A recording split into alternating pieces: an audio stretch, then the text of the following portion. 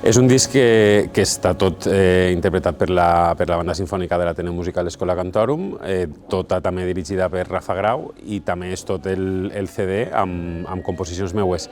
És un passo doble, n'hi ha una altra obra que és d'un caràcter així més jazzístic i més distingut, és un divertimento. Després també n'hi haurà molt descriptiva i molt quasi medieval, que es diu Germanies. La següent obra és Porot, que també és un poema simfònic, molt descriptiu i molt prop a la música cinematogràfica, i acabem en la meva primera sinfonia, Urban Light, que va ser l'obra amb la que vam participar al Certamen Internacional de València.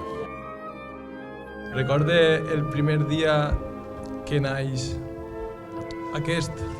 monogràfic i és parlant amb la gent de la Xola, és escoltant a la gent de la Xola i sabent que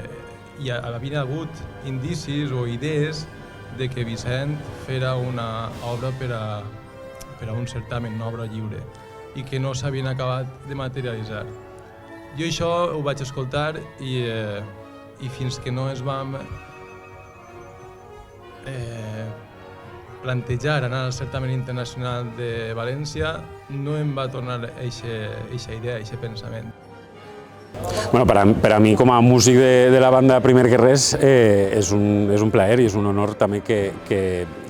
tota la gent que ha participat hagi dedicat tot el temps que se va dedicar, que se van dedicar molts mesos, en els assajos, en el treball, per a que la gravació anara el més fluida possible.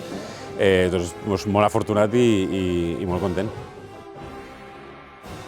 Sí, més enllà de que siga tot música meua, també crec que és una experiència diferent per al músic de la banda, perquè és la primera vegada que se feia un CD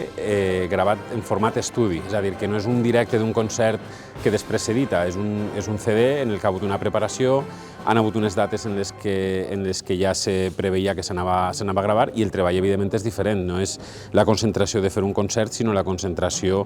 molt més alta en moments més curts per a aconseguir cada una de les seccions que vam anar gravant al màxim nivell.